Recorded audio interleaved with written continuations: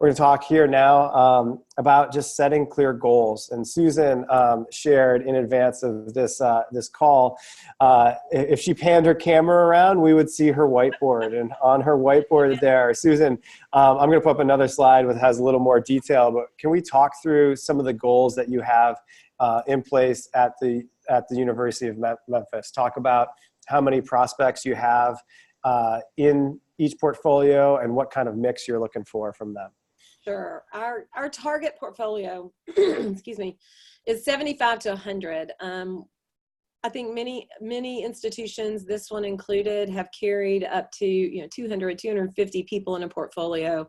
Unrealistic, in my opinion, to be able to get to that many people with one development officer and to do meaningful interactions with them that are going to lead to something in the major gift space. So we target 75 to 100 prospects in the managed portfolio. We look for a blend of where they fall in someone's portfolio so that we are consistently working our pipeline and making sure we're bringing people in and stewarding them on the way out and bringing them back in.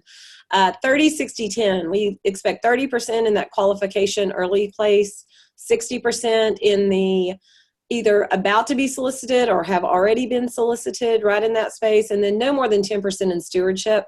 Our general rule for stewardship is that if someone is going to be making an additional major gift down the road, or perhaps this is kind of an entry gift and they have the potential to do something larger, they should probably reside in the portfolio of a development officer so that they are getting really relational kinds of treatment.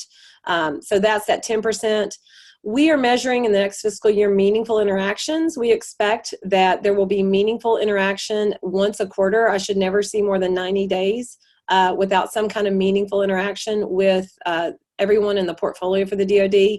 One of those must be a scheduled personal visit, face-to-face visit.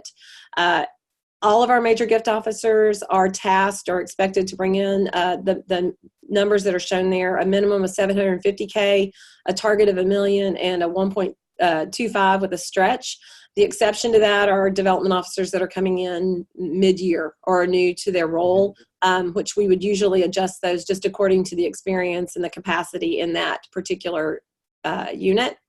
And then we are focused exclusively on $25,000 and above proposals. That's our major gift here at the University of Memphis. We have a target of 25 of those per year with an expectation, obviously, if you do the math, that doesn't add up to $1 million, but the expectation is that most of those gifts are going to be well above 25K, but that 25K is our threshold.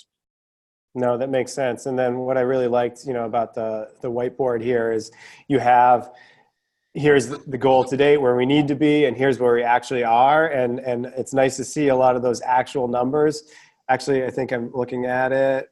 Almost all of those actual numbers are higher than the initial goal set, and you still have a couple of weeks to go in the fiscal year. Yeah, that keeping that in front of me has been critical this year. I look at that every day. Literally, as I sit at my desk and look at the wall, this is in front of me day in, day out. There's never a question where we are, where we should be, where we need to be focusing, where we're ahead, where we're behind. And during our weekly meetings, which we'll talk about a little bit later, these numbers are on the board in front of our entire team every week.